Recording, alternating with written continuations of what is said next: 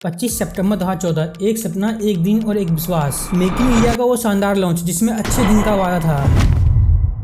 Global manufacturing hub का सपना था। देश की पहचान रेड टेप से रेड कारपेट की तरफ बदलने की कोशिश थी। वो साल जब अच्छे दिन का नारा गूंजा था, जब मेक इन इंडिया का शेर दुनिया को चैलेंज करने निकला था।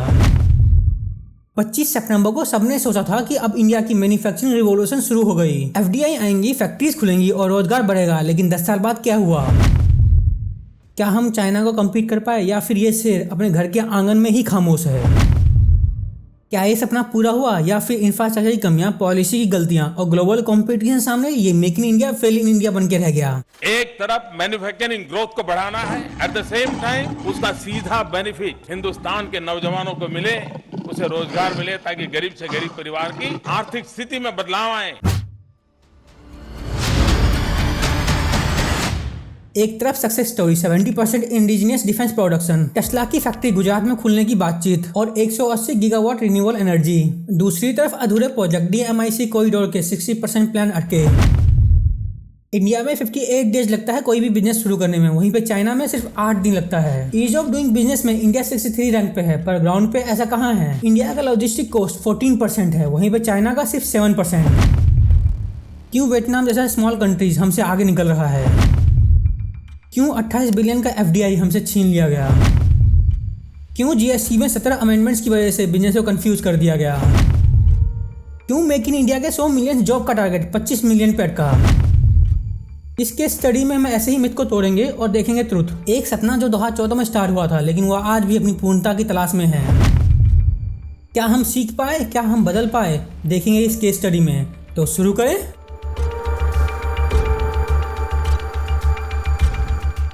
2014 में जब मेक इन इंडिया का इनिशिएटिव लॉन्च किया गया तो इसका मेन गोल था कि मैन्युफैक्चरिंग के GDP शेयर्स को 25% तक बढ़ाना, 100 मिलियन जॉब क्रिएट करना और इंडिया को चाइना के अल्टरनेटिव एक ग्लोबल मैन्युफैक्चरिंग हब के रूप में एस्टैब्लिश करना। लेकिन आज के दिन फाइनेंशियल ईयर 2024 के डाटा के हिसाब से मैन्युफैक्चरिंग GDP में 15.9% कंट्रीब्यूट कर रही है, जो कि 13-14 के 16.7% से भी नीचे है। साथ ही फॉर्मल सेक्टर में जॉब क्रिएशन 25 मिलियन पे अटका हुआ है, जबकि टारगेट 100 मिलियन का था। आइए डिटेल में देखते हैं कि ये अंडर परफॉर्मेंस कहाँ से शुरू हुई है और आगे क्या चैलेंजेस है। सबसे पहले बात करते हैं मैन्युफैक्चरिंग की स्टैग्नेंट GDP कंट्रीब्यूशन की। Manufacturing is dominated by China. It is the biggest toy maker in the world. Make in India initiative ने 2013-14 में मैन्युफैक्चरिंग के GDP शेयर्स को 16.7% से बढ़ाकर 25% का टारगेट रखा गया था, लेकिन रियलिटी कुछ अलग ही है। 2023 में कांस्टेंट प्राइस के हिसाब से ये शेयर 13% पे पहुंच गया और फाइनेंशियल ईयर 2024 में मार्जिन रिकवरी होकर ये शेयर 15.9% पे आ गया और ये डिक्लाइन एक सीरियस वेकअप कॉल है। चलिए अब देखते हैं कि की ड्राइवर्स क्या थे जो GDP को स्लो करने का कारण बने हैं। सबसे पहले हम बात कर लेते हैं production linked initiative PLI scheme की। News of the cabinet now, and sources say the cabinet has cleared an incentive-linked production scheme. PLI के थ्रू 12 लाख करोड़ का आउटपुट जनरेट हुआ, लेकिन ये scheme primarily high value sector जैसे इलेक्ट्रॉनिक्स, जहां 99% smartphone का localisation achieve हुआ। ये स्कीम सिर्फ इलेक्ट्रॉनिक्स को ही बेनिफिट कर पाई, पर 99% स्मार्टफोन असेंबली में हमने चाइना के पास चिपकाए। चिप्स, बैटरीज, डिस्प्ले सब इंपोर्ट। इसे क्या कहते हैं, मेक इन इंडिया या असेंबल इन इंडिया? और लेबर इंटेंसिव इंडस्ट्रीज जैसे टेक्सटाइल और लेदर अपलिफ्ट नहीं हो पाई। जो दूसरा मेजर चैलेंज है वो है लॉजिस्टिक कॉस्ट। इंडिया में जो लॉजिस्टिक कॉस्ट है वो है GDP का 14%, जो कि चाइना के 7% से डबल है। पुअर पोर्ट कनेक्टिविटी और फ्रैगमेंटेड रेल नेटवर्क की वजह से हमारी कम्पिटिटिवनेस पे बहुत असर पड़ रहा है। दिल्ली मुंबई इंडस्ट्रियल कॉरिडोर जो ट्रांजिट टाइम को रिड्यूस करने के लिए बनाया गया था, अभी तक 60% इनकम्प्लीट है ड्यू टू लैंड डिस्प्यूट्स, और ये सारे फैक्टर्स मिलकर हमारी सप्लाई चेन को काफी इम्पैक्ट कर रहे हैं। अब बात करते हैं FDI इन्फ्लोज की। Important factors for growth is inflow of FDI. The more, the merrier. So it was heartening when the center in September said that the country was on track to attract $100 billion in FDI in the current financial year. 2014 से 24 के बीच total FDI flow $709.84 billion तक पहुंच गया, लेकिन इनमें से सिर्फ 35% यानी कि $248 बिलियन मैन्युफैक्चरिंग सेक्टर को अलोकेट हुआ। बाकी पैसे सर्विसेज को 43% और रियल एस्टेट को 22% अलोकेट हुआ, क्योंकि ये सेक्टर्स फास्ट रिटर्न और कम रेगुलेशन ऑफर करते हैं। एक कंपैरेटिव एनालिसिस से हमें और क्लैरिटी मिलेगी। चलिए देखते हैं मैन्युफैक्चरिंग FDI शेयर्स के फिगर्स। इंडिया अपने FDI शेयर्स का 35% मैन्युफैक्चरिंग में डालता है, जिसमें इंसेंटिव्स मिलते हैं, PI सब्सिडीज और टैक्स में में कुछ छूट। वहीं पे वियतनाम एफडीआई का 68% डालता है मैन्युफैक्चरिंग सेक्टर में। साथ में ही इंसेंटिव ऑफर करता है 10 साल के लिए टैक्स में छूट और सस्ते रेटों पे जमीन प्रोवाइड करता है। चाइना एफडीआई शेयर का 52% मैन्युफैक्चरिंग में इन्वेस्ट करता है और साथ में ही वैट और साइज में रिबेट प्रोवाइड करता है। वियतनाम ने एफडीआई ड्रिवन मैन्युफैक्चरिंग ग्रोथ के through 18% annually export expansion achieve किया है, जबकि इंडिया सिर्फ 12% दिख पा रहा है। इसके अलावा एशियन नेशन ने $28 बिलियन का डाइवर्टेड इन्वेस्टमेंट कैप्चर किया है, जो कि हमारे लिए एक और वेकअप कॉल है। अब बात करते हैं ईज ऑफ डूइंग बिजनेस के टॉपिक पर। इंडिया ने अपने ईज ऑफ डूइंग बिजनेस के रैंकिंग में इंप्रूवमेंट दिखाई है। 2014 में 142 से 2020 में 63 रैंक तक, मेनली डिजिटाइज परमिट्स और जन विश्वास एक्ट की वजह से, लेकिन ग्राउंड रियलिटीज कुछ और ही कहती है। बिजनेस सेटअप टाइम इंडिया में एक नया बिजनेस सेटअप करने में 58 दिन लग जाते हैं, जबकि चाइना में 8 दिन में हो जाता है। ये डिले म्युनिसिपल अप्रूवल्स और इन्वायरमेंटल क्लियरेंस की वजह से है और सरकारी बाबू हैं, घूस तो खाएंगे ही। दूसरा टैरिफ वेरिएबल। टैरिफ्स में बहुत वेरिएबल्स देखने को मिलता है। 2020 के बाद जीएसटी में 17 रिवीजन हो चुके हैं और 2024 में इंसुलिन सॉल्ट पर 25.85% इंपोर्ट ड्यूटी हाइक ने सप्लाई चेन को काफी डिस्टर्ब किया है, जिसकी वजह से डायबिटीज का इलाज भी एक लग्जरी सर्विस हो गया है और इससे लॉन्ग टर्म कमिटमेंट्स पर नेगेटिव असर पड़ रहा है। 2024 में इंडिया का ग्लोबल कॉम्पिटिटिवनेस इंडेक्स रैंक 39 है, जहां मार्केट साइज और डिजिटल इंफ्रास्ट्रक्चर में प्रोग्रेस नजर आती है। लेकिन ट्रेड ओपननेस के मामले में इंडिया का रैंक 112 है, वियतनाम का 78 और बांग्लादेश का 92। अभी भी हम काफी पीछे हैं। चलिए अब बात करते हैं जॉब क्रिएशन और लेबर इंटेंसिव मैन्युफैक्चरिंग डेफिसिट की।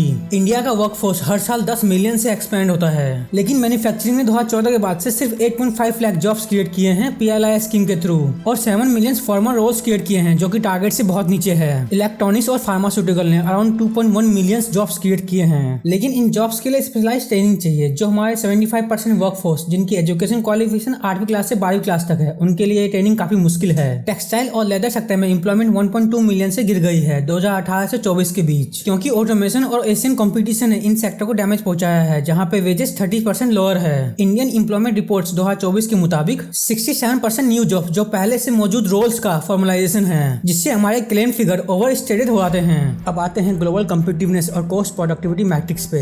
ये देखते हैं कि इंडिया का पोजीशन कितना कंपेटिटिव है कंपेयर टू वियतनाम और China. Average manufacturing wages per hour की बात करें तो इंडिया का $2.2 है, वियतनाम का $1.8 है और चाइना का $6.5 है। Steel production cost per ton की बात करें, इंडिया का $620 है, वियतनाम का $580 है, चाइना का 500 है। और पोर्ट टर्न अराउंड टाइम्स की बात करें, इंडिया 2.8 डेज लेता है, वियतनाम 1.2 डेज लेता है और वहीं पे चाइना 1.1 डेज लेता है। यहाँ पे एक इंटरेस्टिंग बात है, हालांकि हमारे वेजेस रिलेटिवली लो हैं, लेकिन इंडिया का स्टील प्रोडक्शन कॉस्ट 25% ज्यादा है, जो लोकल इंपोर्ट्स की वजह से है, और 14% लॉजिस्टिक ओवरहेड ने हमारे कॉस्ट बेनिफिट को खत्म कर दिया है। दूसरी तरफ वियतनाम ने 98% रूरल इलेक्ट्रिफिकेशन अचीव किया है और उनका पोर्ट क्लियरेंस प्रोसेस सिर्फ 12 घंटे में हो जाता है, जो लाइट इंडस्ट्रीज को बहुत एडवांटेज देता है। अब आते हैं एक अहम क्वेश्चन पर, फ्यूचर में हम कैसे सुधार ला सकते हैं। पॉलिसी कंस्ट्रेंट को एड्रेस करने के लिए एक मेजर स्ट्रक्चर रिफॉर्म की जरूरत है। इन रिफॉर्म्स में 3 चीजें शामिल हैं। पहला है क्लस्टर बेस्ड इंफ्रास्ट्रक्चर। सबसे पहले सेक्टर स्पेसिफिक कॉरिडोर्स को प्रायोरिटाइज करना होगा, जैसे टेक्सटाइल के लिए तमिलनाडु और इलेक्ट्रॉनिक्स के लिए नोएडा। इन कॉरिडोर्स के लिए प्री अप्रूव्ड लैंड बैंक्स और इंटीग्रेटेड यूटिलिटी सेटअप करने होंगे, जिससे प्रोडक्शन और डिस्ट्रीब्यूशन दोनों स्ट्रीमलाइन हो सके। दूसरा है लेबर कोड हार्मोनाइजेशन। हमारे पास अभी 29 लेबर कोड्स हैं, जो फेडरल वेजेस कोड से अलाइन नहीं हो रहे। इनको हार्मोनाइज करना बहुत जरूरी है, ताकि कंप्लायंस और कॉम्प्लेक्सिटी रिड्यूस हो और बिजनेसेस को एक यूनिफॉर्म फ्रेमवर्क मिल सके। और जो तीसरा है वो है FTA driven export push. Exports को बूस्ट करने के लिए EU और UK के साथ फास्ट ट्रैक एग्रीमेंट करना बहुत जरूरी है। वियतनाम के पास ऑलरेडी 15 फ्री ट्रेड पैक्स हैं, जिससे उन्हें ग्लोबल GDP के 60% मार्केट पर टैरिफ फ्री एक्सेस मिलता है। और अगर इंडिया भी ऐसे पैक्स जल्दी सिक्योर कर लेता है तो हमें कॉम्पिटिटिवनेस एज मिल सकता है। दोस्तों, इन सब चैलेंज को देखते हुए ये बात बिल्कुल क्लियर हो जाती है कि बिना स्ट्रक्चर गैप को एड्रेस किए इंडिया अभी रिस्क में है, एक मिड टायर मैन्युफैक्चरिंग प्लेयर बनकर रह जाएगा। अगर हम अपने डेमोग्राफी डिवाइडेड को इफेक्टिवली हार्नेस नहीं कर पाए या एशियन जैसे कॉस्ट एफिशिएंसी को मैच नहीं कर पाए, तो हमें ग्लोबल स्टेज पर अपनी पोजीशन खोने का खतरा है। अब हम डिस्कस करते हैं कि वो क्या रीजन है जो मेक इन इंडिया को एक पॉलिसी पैराडॉक्स बनाती है, जहां ब्यूरोक्रेटिक हर्डल्स, लॉजिस्टिक बोटलनेक्स और स्किल मिसमैच हमारी मैन्युफैक्चरिंग कॉम्पिटिटिवनेस को काफी अफेक्ट कर रहे हैं। जिसमें हम देखेंगे कि पॉलिसी इंटेंट और ग्राउंड रियलिटी में क्या फर्क है और इस गैप को हम कैसे खत्म कर सकते हैं।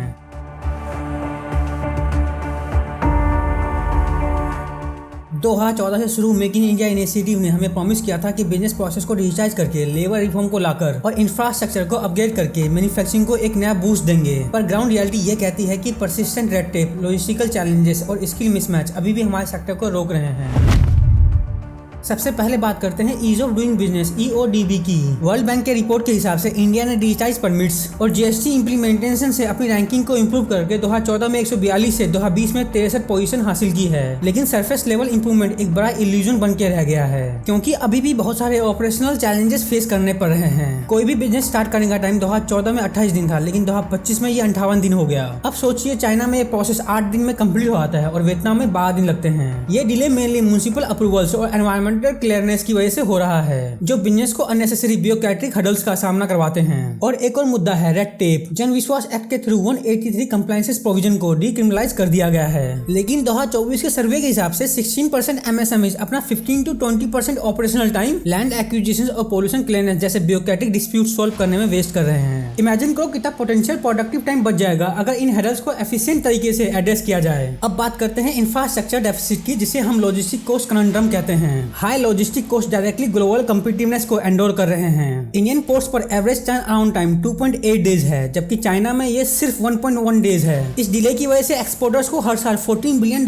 का नुकसान उठाना पड़ता है। सोचिए अगर टर्न अराउंड टाइम इंप्रूव हो जाए तो कितना पैसा बच सकता है और सप्लाई चेन कितनी स्मूथ हो सकती है। रेल नेटवर्क में भी चैलेंजेस हैं। डेडिकेटेड फ्रेट कॉरिडोर्स या DFCs अभी भी 25% कार्गो हैंडल कर पा रही हैं, क्योंकि इलेक्ट्रिफिकेशन कंप्लीट नहीं हुई है। इस वजह से 65% मैन्युफैक्चरिंग को रोड ट्रांसपोर्ट पर डिपेंड करना पड़ता है, जो कि 7 to 9% कॉस्टली है। ये extra cost directly manufacturing cost structure को अफेक्ट करती है। एक प्रॉमिसिंग इनिशिएटिव था DMIC, जो लॉजिस्टिक कॉस्ट को 30% तक रिड्यूस कर सकता था, लेकिन अभी तक DMIC 16% तक इनकम्प्लीट है और 2025 तक 24 में सिर्फ 4 प्लान स्मार्ट सिटी ऑपरेशनल हो पाई हैं। ये सब देख के लगता है कि इंफ्रास्ट्रक्चर डेफिसिट हमारे ग्रोथ पोटेंशियल को बहुत तेजी से रोक रहे हैं। अब आते हैं एक और क्रिटिकल चैलेंज पर, workforce skill mismatch. Skill India initiative ने 2015 से 25 के बीच 32.8 मिलियन वर्कर्स को ट्रेन करने का प्रॉमिस दिया था, लेकिन सिर्फ 18% ट्रेन वर्कर्स ही मैन्युफैक्चरिंग सेक्टर में जॉब सिक्योर कर पाए। लेकिन क्यों? क्योंकि करिकुलम और इंडस्ट्री रिक्वायरमेंट में एक बड़ा डिस्कनेक्ट है। टेक्निकल प्रोफिशिएंसी के मामले में 65% इलेक्ट्रॉनिक मैन्युफैक्चरिंग की ये रिपोर्ट कहती है कि उन्हें रोबोटिक्स और IoT स्किल्स में शॉर्टेज का सामना करना पड़ रहा है और सिर्फ 12% ITI ग्रेजुएट्स इंडस्ट्री रिक्वायरमेंट को मीट कर पा रहे हैं। ये डाटा साफ साफ दिखाता है कि ट्रेनिंग प्रोग्राम्स को इंडस्ट्रीज के साथ अलाइन करना कितना जरूरी है। रीजनल डिस्पैरिटीज भी एक बड़ा इशू बन चुकी है। सदर्न स्टेट जैसे कर्नाटक और तमिलनाडु में एडवांस मैन्युफैक्चरिंग रोल्स के लिए प्लेसमेंट 72% है, जबकि नॉर्दर्न स्टेट जैसे उत्तर प्रदेश और बिहार में ये सिर्फ 28% है। ये गैप आउटडेटेड ट्रेनिंग मॉड्यूल की वजह से है, जिसे मॉडर्न टेक्निक के थ्रू अपडेट करना बहुत जरूरी है। ये सब डेटा हमें एक क्लियर मैसेज देता है, without addressing these policy level challenges हम अपने मैन्युफैक्चरिंग पोटेंशियल्स को रियलाइज नहीं कर सकते। लेकिन अगर हम सब मिलकर प्रैक्टिकल रिफॉर्म जैसे डिसेंट्रलाइज्ड क्लियरेंस, लॉजिस्टिक्स मॉडर्नाइजेशन और स्किल इंडस्ट्रीज अलाइनमेंट को इंप्लीमेंट करते हैं तो मेक इन इंडिया इनिशिएटिव फिर से एक नई रफ्तार पकड़ सकता है। चलिए अब आगे बढ़ते हैं और इस वीडियो के आखिरी चैप्टर पर चलते हैं, जिसमें हम एक्सप्लोर करेंगे कैसे वियतनाम, इंडोनेशिया और बांग्लादेश ने ग्लोबल मैन्युफैक्चरिंग में इंडिया को पीछे छोड़ दिया और कैसे हमारे मेक इन इंडिया इनिशिएटिव में स्ट्रक्चर इनएफिशिएंट और पॉलिसी मिसस्टेप ने अपॉर्चुनिटीज को वेस्ट कर दिया। इस आखिरी चैप्टर में हम देखेंगे detail comparative data, export trade, FDI dynamics और सप्लाई चेन के इशू को, और सब कुछ इजी लैंग्वेज में ताकि हर कोई समझ सके। तो मेक श्योर आप सभी लोगों ने चैनल को सब्सक्राइब कर दिया होगा ताकि ऐसे ही इंटरेस्टिंग वीडियो आप सभी लोगों से कभी मिस ना हो।